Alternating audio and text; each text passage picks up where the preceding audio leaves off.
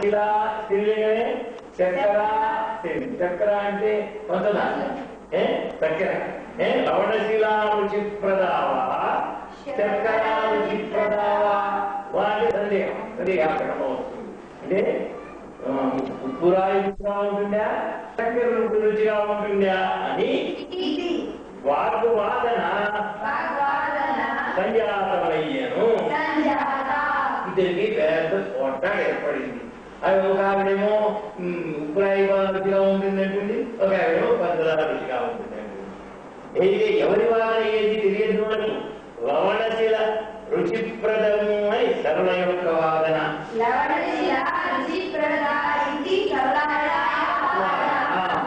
లవణశిల అంటే ఉప్పురాయి రుచిప్రదము అని రుచిని ఇస్తుంది అని సరళ యొక్క అంటే సరళాయా వాదన. లవణశిల రుచిప్రదానికి సరళాయా వాదన. శర్కర రుచిప్రదము అని శర్కర రుచిప్రదా ఇది లత యొక్క వాదన. ఆవిడ గారేమో ఉప్పురాయి రుచిగా ఉంటుందంటే ఈవిడ గారేమో శర్కర రుచిగా ఉంటుందంటే ఈ వాదన అసలు కూడా ఉపయోగించవచ్చు. సరళచేత గాని లతచేత గాని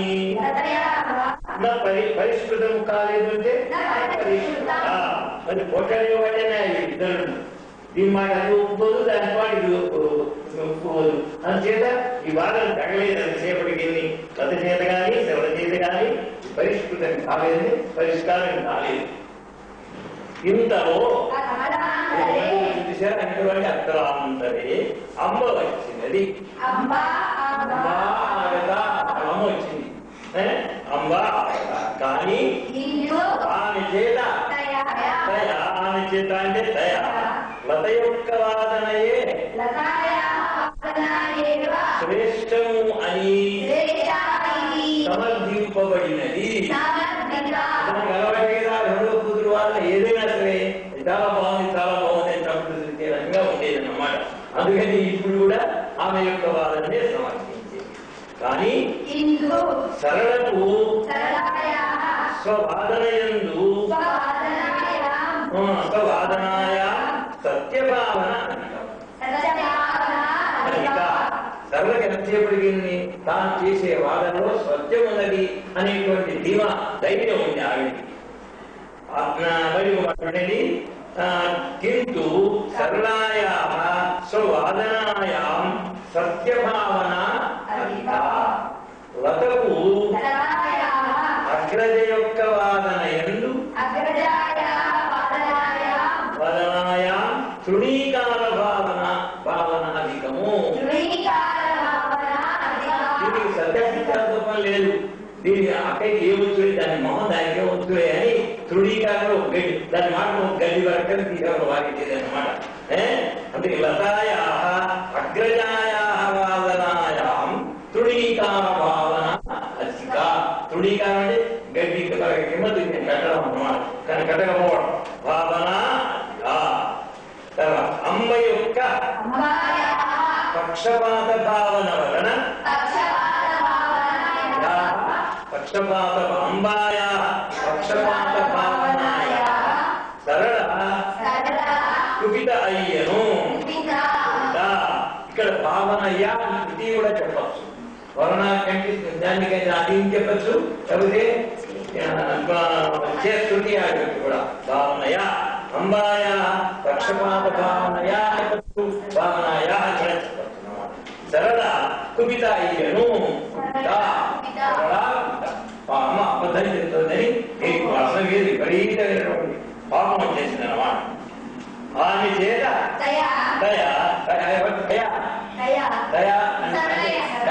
సరళయ అంబ దూషింపబడింది కూడా ఇప్పటికే తిట్టి పారేసిన అమ్మాయి.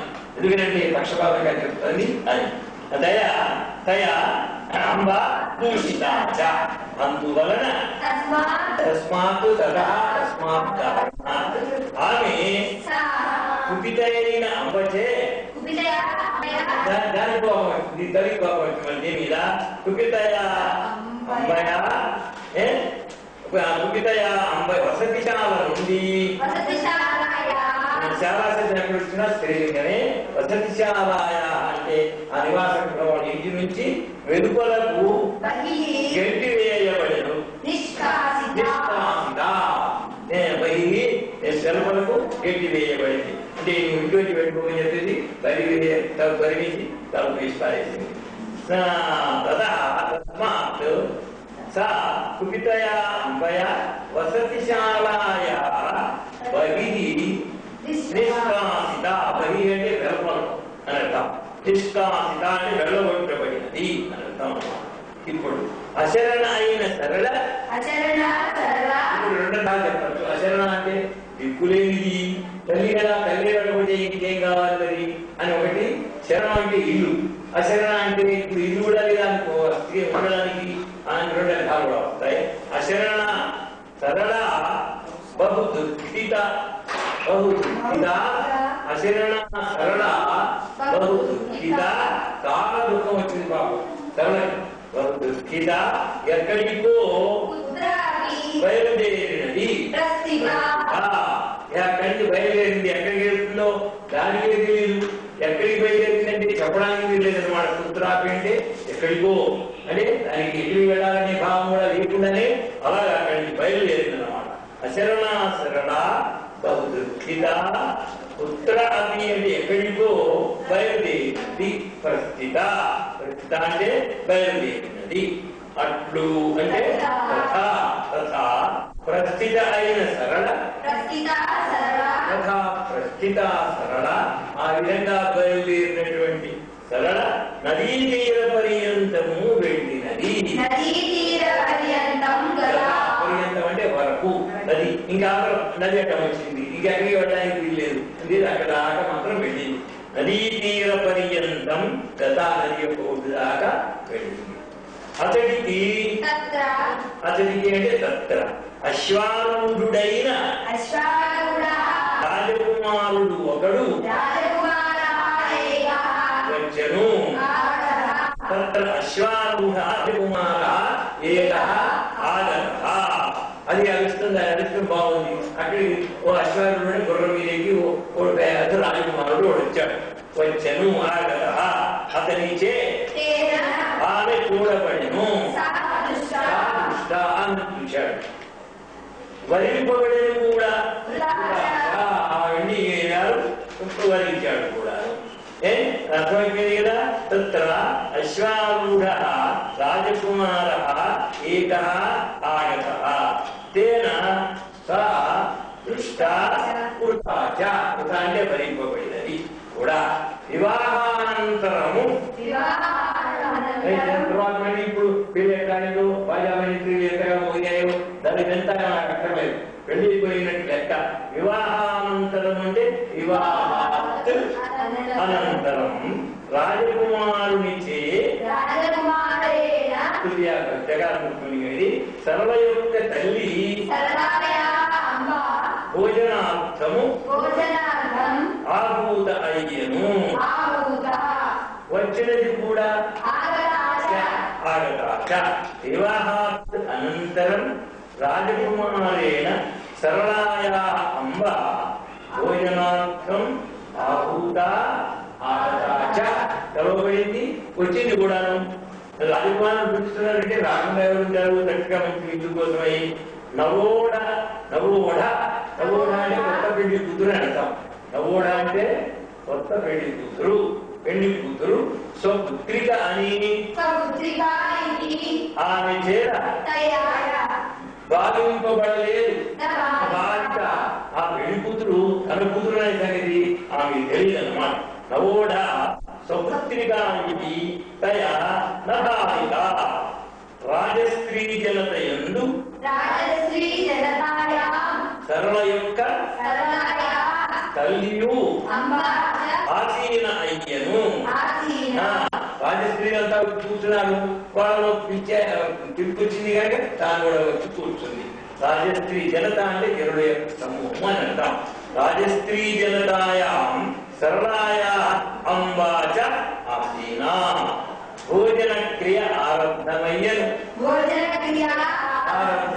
ఇక వడ్డించారన్నమాట, చెప్పాల్సిన పని ఉంది. విచార కూర్చున్నారు, వడ్డించారు, భోజనం మొదలు పెట్టారు. భోజన క్రియ, భోజనం చేయడం అనే క్రియ ఆరంభింపబడినది. సరళ యొక్క తల్లి చేత సరళాయ అంబయ తృతీయ సరళాయ అంబయ లవణరహిత పదార్థ భోజన క్రియ. ఉప్పు లేనటువంటి పదార్థాలు తీసుకొచ్చి వండారు, వడ్డించారు. అది భోజనం చేయలేకపోయింది పాపం ఆవిడ. లవణరహిత పదార్థ భోజన క్రియ. లవణం అంటే ఉప్పు, రహితం అంటే ఉప్పు లేనటువంటి పదార్థములను భోజన క్రియలు భోజనం చేసే పని ఈవిడగా ఏం చేసింది? త్యక్తమైంది. అంటే పని విడిచిపెట్టేసింది, అంటే తినడం మానేసింది అనమాట. మళ్ళీ ఇప్పుడు చూడండి, సరళాయ అంబయ లవణరహిత పదార్థ భోజన క్రియ త్యక్త. త్యక్త అంటే విలువబడినది అని అర్థం. కానీ రాజస్త్రీ జనదయా భోజన క్రియ త్యక్తము కాలేదు. ఆగిపోయింది. త్వరగా రుచికరమైన ఆహార పదార్థాలు ఉన్నాయి, వాళ్ళు ఇస్తడిలో వెళ్తారు, పళ్ళాలు ఉన్నాయి రాజస్త్రీగా. భోజన క్రియ త్యక్త. వాడు మాత్రం ఒక్క వెతుకు కూడా విడిచిపెట్టకుండా శుభ్రంగా తినేశారు. పూర్తి చేయబడింది కూడా, పూర్తి చేయబడింది కూడా సంపూర్ణ. తదనంతరం సరళ యొక్క తల్లి రాజాంతఃపురశాలను గురించి ఆహూత అయ్యను. భోజనాలు అయిపోయిన తర్వాత రాజాంతఃపురశాలను దగ్గర నుంచి ఓ పిలుపు వచ్చింది ఈవిడికి. ఈవిడి ఆహూత అయ్యను అంటే ఆహూత పిలువబడినది. ఈవిడికి ఒక్కరికి ప్రత్యేకంగా పిలుపు వచ్చింది. తదనంతరం సరళాయ అంబ రాజాంతఃపురశాలాం ప్రతి ఆహూత. అక్కడ రాజకుమారునితో పాటు రాజకుమారేణ సహా నవోఢ అయిన సరళ చేత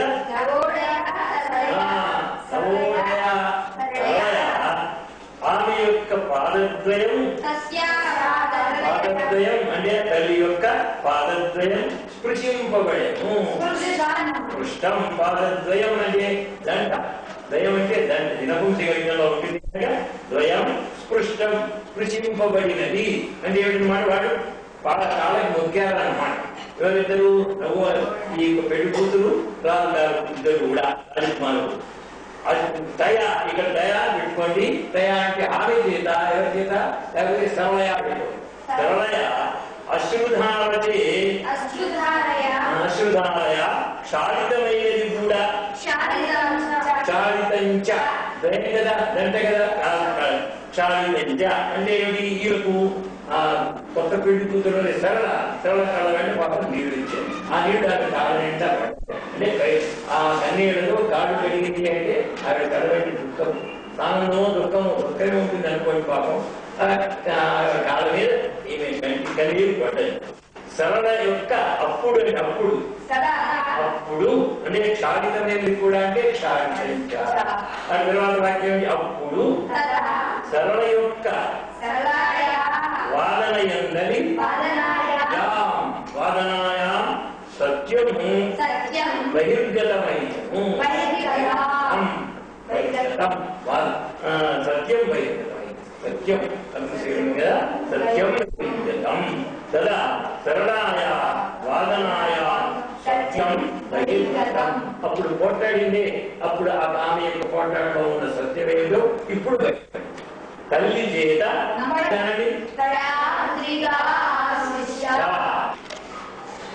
16వ పాఠాన్ని మొదలు పెడుతున్నాం.